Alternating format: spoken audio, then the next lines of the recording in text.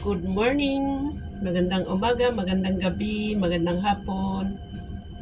Ang aking gagawin ngayon ay ang kaganapan ni kasambahay. Ito ko nilalagay yung aking mga utensils. Kape. Baso na pang kape. Inihiwalay ko kasi yung baso ko na pang kape. Pang half cup lang to. Ganyan.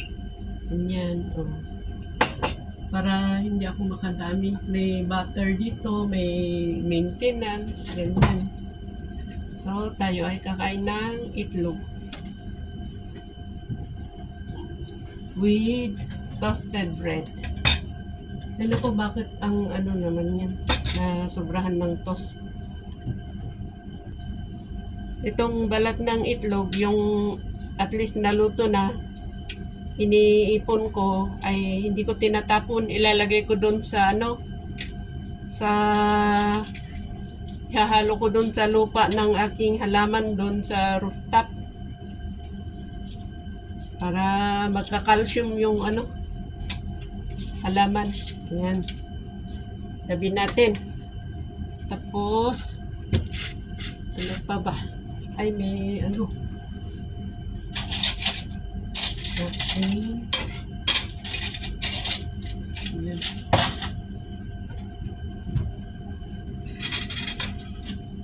Lagyan muna natin ng butter.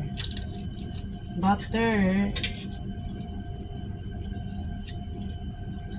Kalahating cube lang ang aking ilalagay sa aking ano, tinapay. Mahirap na yung sobrang butter, hindi rin maganda.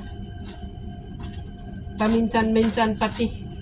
Minsan-minsan lang ako nagagamit ng butter, pa iba-iba. Minsan peanut butter, minsan wala. Para hindi tayo masobrahan ng kung ano-ano. Yan.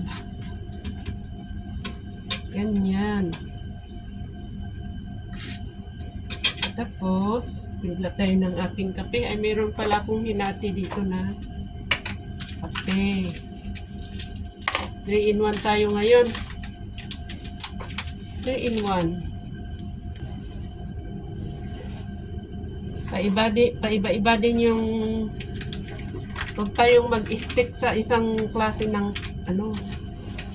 Pero syempre piliin natin yung karapat-dapat na kape. Sabi nila hindi masyado maganda yung 3-in-1, kaya huwag tayo palaging 3-in-1. Mas maganda yung pure. Ayan. Masarap kasi ang 3-in-1. Natin yun. And then pwede na tayong kumain. Kain na po. So, ayan. Kakain na. Dito lang ako sa kusina kumakain. Ito, bumili ako ng ano, movable na labesa para kahit saan-saan pwede ipatong. Eh, pwede naman kumain doon sa lamesa, kaya lang mas gusto ko dito sa kusina. So, ayan. Ito na ang aking almusal. Ayan, simple lang. Ayan. Pati yung itong pagkain ng itlog, hindi rin araw-araw. Siguro 2 times a week, ganun ang aking ginagawa. 2 times or 3 times a week.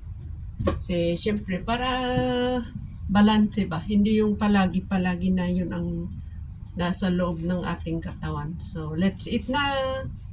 Maraming salamat! Bye-bye! Salamat pala sa inyong lahat.